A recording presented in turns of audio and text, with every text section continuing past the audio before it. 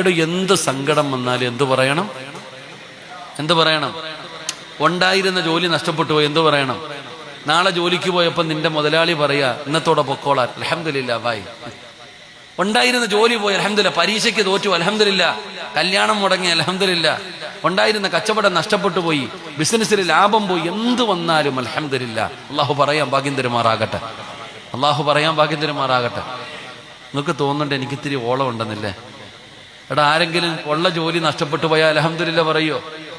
പരീക്ഷ എഴുതിയിട്ട് റിസൾട്ട് നോക്കി തോറ്റുപോയി അൽഹംദുലില്ലാ പറയോ?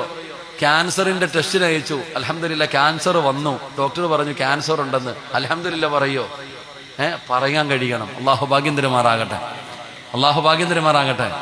അങ്ങനെ പറയണമെങ്കിൽ ഒരേ ഒരു ഹദീസ് ഓർത്താൽ മതി. ഒരേ ഒരു ഹദീസ് ഓർത്താൽ എന്ത് സങ്കടം വന്നാലും നമ്മൾ അൽഹംദുലില്ലാ പറയും. അള്ളാഹു ഭാഗ്യം തരുമാറാകട്ടെ. പറഞ്ഞുതരട്ടെ? വേണോ വേണ്ടേ?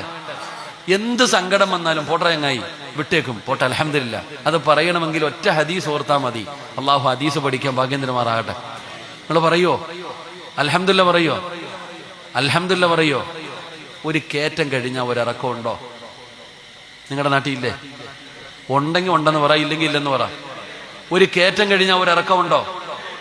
ഒരു ദുഃഖം കഴിഞ്ഞാൽ ഒരു സന്തോഷമുണ്ടെന്ന് നബി മുഹമ്മദ് മുസ്തഫ. ഒരു കയറ്റം കഴിഞ്ഞാൽ ഇറക്കമുണ്ടോ? അപ്പൊ ഒരു കയറ്റത്തിന്റെ പുറകിൽ ഒരിറക്കമുണ്ട്, ഒരു ദുഃഖത്തിന്റെ പുറകിൽ ഒരു സന്തോഷമുണ്ട്. ഇല്ലാ യളമൽ ജസാ മഅ യളമൽ ബലാ ഇന്ന മഅൽ ഉസ്രി യുസ്റാ. ഒരു ദുഃഖത്തിന്റെ പുറകിൽ ഒരു സന്തോഷമുണ്ട്. അപ്പൊ നിനക്ക് അല്ലാഹു ഇപ്പം ദുഃഖം തന്നിരിക്കുന്ന എന്തിനാ? നിനക്കെന്തോ നല്ലത് വരാൻ പോകുന്നു. ആ നല്ലത് വരാൻ പോകുന്നതിന്റെ അടയാളമാണ് എന്ത്? ഈ സങ്കടം. എന്തിനാ വെറുതെ പറഞ്ഞുകൊണ്ട് നടക്കുന്നത്? അള്ളാഹു നമുക്ക് ഈമാൻ തരുമാറാകട്ടെ.